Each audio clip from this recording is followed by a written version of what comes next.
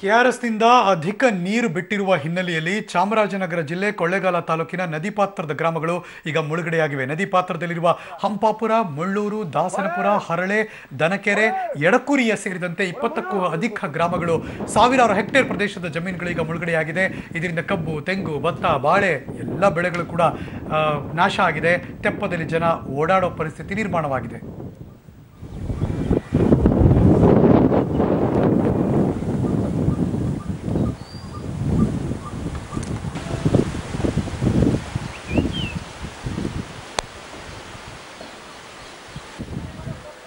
ಕನ್ನಡ ನಾಡಿನ ಜೀವನದಿ ಕಾವೇರಿ ಈಗ ಮೈತುಂಬಿ ಹರಿತಾ ಇದೆ. ಕಾವೇರಿ ನದಿ ಮೈತುಂಬಿ ಹರಿತಾ ಇರೋದ್ರಿಂದ ಜನರಲ್ಲಿ ಒಂದು ಕಡೆ ಸಂತಸ ಮೂಡಿದ್ರೆ ನದಿ ಅಂಚಿನ ಪಾತ್ರದ ಜನರಿಗೆ ಆತಂಕ ಮೂಡಿರುವಂಥದ್ದು. ಏನು ಚಾಮರಾಜನಗರದ ಕೊಳ್ಳೇಗಾಲ ತಾಲೂಕಿನಲ್ಲಿರುವಂತಹ ದನಗೆರೆ, ಹಂಪಾಪುರ ಎಲ್ಲ ಗ್ರಾಮಗಳು ಕೂಡ ಇವಾಗ ಜಲಾವೃತಗೊಂಡಿದೆ. ನಾವು ದೃಶ್ಯದಲ್ಲಿ ತೋರಿಸ್ತೀವಿ.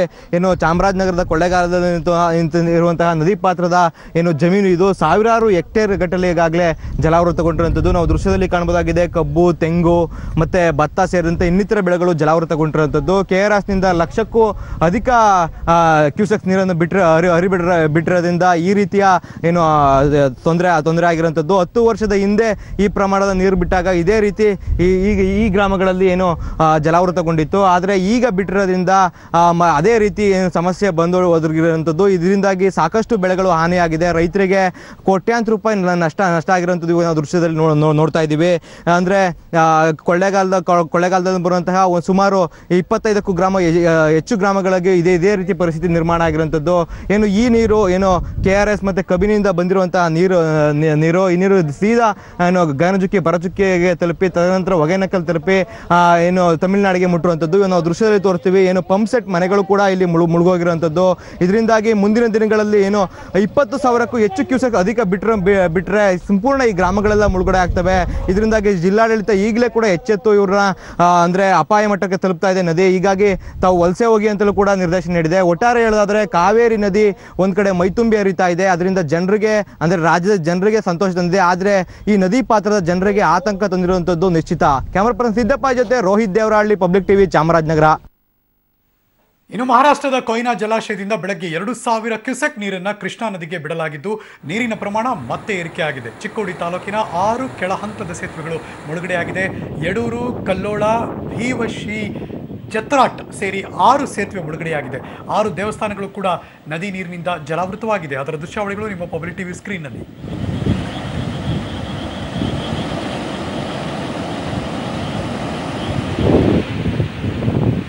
ಏನು ಮಹಾರಾಷ್ಟ್ರದ ಘಟ್ಟ ಪ್ರದೇಶ ಹಾಗೂ ಏನು ಕೃಷ್ಣಾ ನದಿಯ ಅಚ್ಚುಕಟ್ಟು ಪ್ರದೇಶಗಳಲ್ಲಿ ನಿರಂತರವಾಗಿ ಕಳೆದ 1 ವಾರದಿಂದ ಮಳೆ ಸುರಿತಾ ಇದೆ. ಈ ಹಿನ್ನೆಲೆಯಲ್ಲಿ ಕೃಷ್ಣಾ ನದಿ ಆಗಿರ್ಬೋದು ಅಥವಾ ಉಪನದಿಗಳಾಗಿ ತುಂಬ ಹೇಳ್ತಾ ಇದ್ದಾನೆ ಅಂತ ಹೇಳ್ಬೋದು. ಈಗಾಗಲೇ ನಾವು ಕಲ್ಲೋಳ್ ಯಡ್ರು ಸೇತುವೆ ಸಂಪೂರ್ಣವಾಗಿ ಜಲಾವೃತಗೊಂಡಿದ್ದು ನೀವು ನೋಡ್ಬೋದು. ಏನು ಕಲ್ಲೋಳ್ ಯಡ್ರು ಸೇತುವೆ ಪಕ್ಕದಲ್ಲಿರ್ತಕ್ಕಂಥ ಏನು ದತ್ತ ಮಂದಿರ ಇದೆ, ಈಗಾಗಲೇ ಜಲಾವೃತಗೊಂಡಿದೆ. ಈಗಾಗಲೇ ಸೇತುವೆ ಕೂಡ ಏನು ಕಲ್ಲೋಳ್ ಯಡ್ರು ಸೇತುವೆ ಇದು ಕೂಡ ಜಲಾವೃತಗೊಂಡಿದ್ದು ಸಾಕಷ್ಟು ಪ್ರಮಾಣದ ನೀರು ಕೃಷ್ಣಾ ನದಿಗೆ ಹರಿದು ಬರ್ತಾ ಇದೆ. ಕೃಷ್ಣಾ ನದಿ ಹಾಗೂ ಉಪನದಿಗಳಿಂದ 1,39,000 ಕ್ಯೂಸೆಕ್ ನೀರು ಹರಿದು ಬರ್ತಾ ಇದ್ದು ಇನ್ನು ವಾರ್ನಾ ಜಲಾಶಯ ಕೂಡ ಭರ್ತಿಯಾಗಿದೆ, ಮಹಾರಾಷ್ಟ್ರದ ವಾರ್ನಾ ಜಲಾಶಯ. ಹೀಗಾಗಿ ವಾರ್ನಾ ಜಲಾಶಯದ ಅಧಿಕಾರಿಗಳು ಏನು ಕರ್ನಾಟಕದ ಅಧಿಕಾರಿಗಳ ಜೊತೆ ಮಾತನಾಡಿ ನಾಳೆ ಅಥವಾ ನಾಡಿದ್ದು ನೀರನ್ನು ಬಿಡುವ ಸಾಧ್ಯತೆ ಇದ್ದು ಇನ್ನು 15,000 ಕ್ಯೂಸೆಕ್ ಅಷ್ಟು ನೀರು ಹರಿದು ಬರುವ ಸಾಧ್ಯತೆ ಇದೆ. ಇನ್ನು ಇದೇ ಪ್ರಮಾಣದ ನೀರು ಜಾಸ್ತಿ ಆದಲ್ಲಿ ಏನು ಕುಡ್ಚಿ ಸೇತುವೆ ಇದೆ, ಮುಖ್ಯ ಸೇತುವೆ, ಅದು ಕೂಡ ಜಲಾವೃತವಾಗುವ ಸಾಧ್ಯತೆ ಇದೆ. ಈಗಾಗಲೇ ಜಿಲ್ಲಾಡಳಿತ ಕೂಡ ಒಂದು ರೀತಿಯಾದಂಥ ಸಕಲ ಸಿದ್ಧತೆಗಳನ್ನು ಇಲ್ಲಿ ಮಾಡಿಕೊಂಡಿದ್ದು 2 ಬೋಟ್ಗಳ ಮೂಲಕ ಏನು ಜನರಿಗೆ ಯಾವುದೇ ತೊಂದರೆ ಆಗದಂತೆ ನೋಡಿಕೊಳ್ತಾ ಇದೆ. ಈಗಾಗಲೇ ನೀರು ಹೆಚ್ಚಿನ ಪ್ರಮಾಣದಲ್ಲಿ ಇಲ್ಲಿ ಬರ್ತಿರೋದ್ರಿಂದ ಏನು ನದಿ ಪಾತ್ರದ ಜನರಲ್ಲಿ ಒಂದು ಆತಂಕದ ಪರಿಸ್ಥಿತಿ ನಿರ್ಮಾಣವಾಗಿದೆ ಅಂತಲೇ ಹೇಳ್ಬೋದು. ಅಧಿಕಾರಿಗಳು ಕೂಡ ಇಲ್ಲಿ ಬೀಡು ಬಿಟ್ಟಿದ್ದು ಯಾವುದೇ ಜನರಿಗೆ ತೊಂದರೆ ಆಗದಂತೆ ಕ್ರಮ ವಹಿಸ್ತಾ ಇದ್ದಾರೆ. ಒಂದು ಕಡೆ ಜಿಲ್ಲಾಡಳಿತ ಪ್ರವಾಹ ಭೀತಿ ಬಂದರೆ ಎದುರಿಸಲು ಸಕಲ ಸಿದ್ಧವಾಗಿದೆ ಅಂತಲೇ ಹೇಳ್ಬೋದು. ಕ್ಯಾಮರಾಮನ್ ಸರ್ಪ್ರಾಜ್ ಜೊತೆ ಚೇತನ್, ಪಬ್ಲಿಕ್ ಟಿವಿ, ಚಿಕ್ಕೋಡಿ. ನೆರೆಯ ಕೇರಳದಲ್ಲೂ ಕೂಡ ಕೊಂಬ ದ್ರೋಣ ಮಳೆ ಆಗ್ತಾ ಇದೆ. ಎರ್ನಾಕುಲಂ ಅಂತೂ ಸಂಪೂರ್ಣ ಜಲಾವೃತವಾಗಿದೆ. ಜನಜೀವನ ಅಸ್ತವ್ಯಸ್ತ. ಇಲ್ಲಿನ ರಸ್ತೆಯೊಂದು ನದಿಯನ್ನು ನೆನಪಿಸ್ತಾ ಇದೆ. ನೀವು ನೋಡ್ತಿದ್ದೀರಾ ದೃಶ್ಯವನ್ನು. ಅಲೆಗಳ ಆರ್ಭಟ ಕಾಣಿಸ್ತಾ ಇದೆ. ಜನ ಜಲತಾಂಡವದಿಂದ ಪಾರಾಗೋದಕ್ಕೆ ನಾನಾ ರೀತಿಯ ಕಸರತ್ತನ್ನು ನಡೆದಿದ್ದಾರೆ. ಅದರ ದೃಶ್ಯಾವಳಿಗಳು.